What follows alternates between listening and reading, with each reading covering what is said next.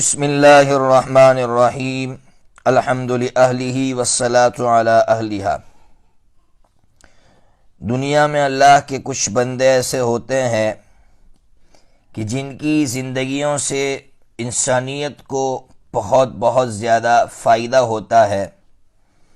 دنیا میں وہ آتے ہی ہے انسانیت کو فائدہ پہنچانے کے لیے، اپنے آپ کو اس کے لیے فنا کر دیتے ہیں۔ ان شخصیات میں ایک شخصیت حضرت مفتی احمد صاحب خانپوری دامت فیوزہم کی ہے۔ حضرت مفتی صاحب کی خوبیاں تو بے شمار ہے، لیکن اس عاجز کو حضرت کی جن چار بڑی خوبیوں سے فائدہ ہوا ہے، عاجز آپ کے سامنے وہ چار خوبیاں رکھنا چاہتا ہے، اس نیت سے کہ اللہ تبارک و تعالی سب سے پہلے عاجز کو عمل کرنے کی توفیق عطا فرمائے۔ حضرت مفتی صاحب کی چار خوبیاں بیان کرنے سے پہلے مختصر سا تعارف آپ کے سامنے کر دوں۔ حضرت مفتی صاحب کی ولادت 27 شوال سن ہجری 1365 مطابق 24 ستمبر 1946 عیسوی میں ہوئی ہے۔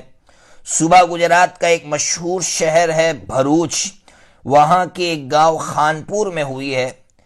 آپ نے ابتدائی تعلیم حاصل کرنے کے بعد راندیر میں جامعہ اشرفیہ میں علم حاصل کیا۔ بڑے اساتذہ سے آپ نے اکتساب فیض فرمایا۔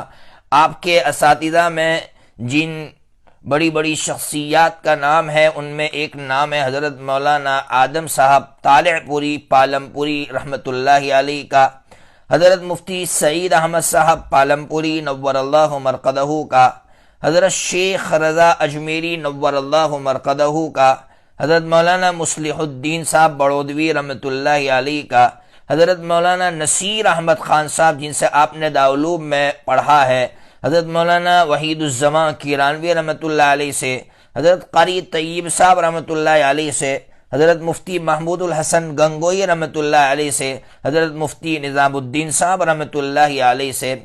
عجیب بات یہ ہے کہ حضرت مفتی صاحب نصاب کی تکمیل کرنے کے بعد آپ ندوہ ادب کرنا چاہتے تھے، لیکن اللہ رب العزت کو آپ کی ذات سے بہت بڑا کام لینا تھا، تو اللہ تبارک و تعالی نے آپ کو دارالعلوم بھیج دیا۔ حضرت مفتی محمود الحسن گنگوئی رحمۃ اللہ علیہ کی صحبت نے آپ کو ایک کامیاب مربی بنا دیا۔ اس لیے حضرت نے وہاں سے فراغت کے بعد، دارالعلوم سے فراغت کے بعد ڈابھیل میں اپنی تدریسی خدمات کا آغاز فرمایا۔ سن ہجری 1388 سے آپ نے تدریس کا آغاز فرمایا ہے۔ یوں سمجھیے کہ تقریباً 22 یا 23 سال کی عمر سے آپ نے تدریس کا آغاز فرمایا۔ اب تک تقریباً 55 سال ہوتے ہیں۔ 55 سال سے آپ تدریسی خدمات انجام دے رہے ہیں۔ میں نے آپ سے کہا تھا کہ حضرت کی چار بڑی خوبیاں ہیں۔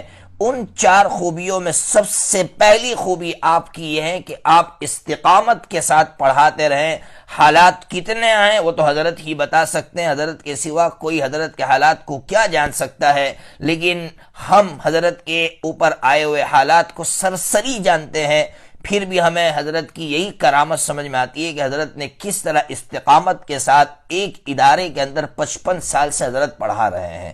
اس سے ہمیں بہت بڑا سبق مل رہا ہے کہ حالات آئے تو آنے دے، ہم استقامت کے ساتھ جم کر خاموشی کے ساتھ پڑھاتے رہے۔ دوسری خوبی حضرت کی نماز کی پابندی۔ جن حضرات نے حضرت مفتی صاحب کو جوانی میں دیکھا، ادھیڑپن میں دیکھا، بڑھاپے میں دیکھا، وہ اس بات کی گواہی دیتے ہیں کہ حضرت کو کبھی مسبوق نہیں پایا، حضرت کی کبھی رکعت نہیں چھوٹی۔ آپ اندازہ لگائیے کتنا اہتمام ہوگا تکبیر اولیٰ کا۔ آج ہماری سب سے بڑی کوتاہی یہ ہے کہ ہم نماز سے بہت دور ہیں، اور اگر پڑھتے بھی ہیں تو تکبیر اولیٰ کا اہتمام نہیں کر پاتے ہیں۔ اگر حضرت سے ہمیں محبت ہے اور واقعتاً محبت ہے ہر بندے کو، تو ہمیں نماز کی پابندی کرنا چاہیے۔ تیسری جو حضرت کی خوبی مجھے لگی، جس سے مجھے بہت فائدہ ہوا، وہ ہے وقت کی پابندی۔ ہم نے محسوس کیا، بلکہ ہم نے مشاہدہ کیا ہے اس کا، کہ جب بھی حضرت کو بیان کے لیے بلایا جاتا تو حضرت وقت سے پہلے حاضر ہو جاتے اور پوچھتے بیان کا کیا وقت ہے، حضرت 2 منٹ پہلے اپنا بیان مکمل کر لیتے۔ گویا حضرت یہ سبق دینا چاہ رہے تھے کہ آج بزرگی نہ جانے کس چیز کو سمجھا جا رہا ہے۔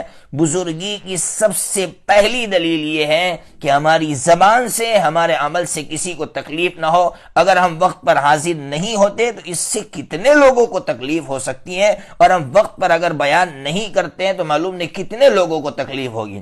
آج جمعہ وغیرہ میں ہمارا حال یہ ہے کہ اگر وقت 1:25 کا ہو تو ہم بیان کرتے رہتے ہیں، ہمیں اس بات کا احساس نہیں ہے کہ اللہ کے کتنے بندے ایسے ہیں جو فیکٹریوں میں کام کرتے ہیں اور کام چھوڑ کر آئے ہوئے صرف جمعہ کی نماز پڑھنے کے لیے، اور ہم لوگ اس کا خیال نہیں کرتے۔ ہمارے اس عمل سے کتنے لوگ جمعہ سے دور ہو جاتے ہیں۔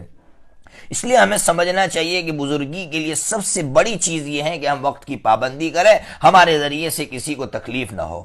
حضرت کی چوتھی خوبی جو میں نے محسوس کیا اور جس سے مجھے فائدہ ہوا وہ یہ ہے، حضرت بیانات میں قرآن مجید اور احادیث پاک ہی پیش فرماتے تھے، یعنی بہت سادہ بیان ہوتا تھا۔ لوگوں کو خوش کرنے کے لیے موضوع روایتیں اور انتہائی زیادہ ضعیف روایتوں کا استعمال ہرگز نہیں کرتے ہیں حضرت۔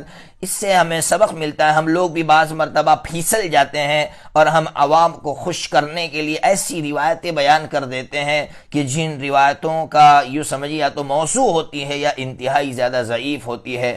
اللہ تبارک و تعالی ہمیں حضرت کی ان خوبیوں کو اپنانے کی توفیق عطا فرمائے۔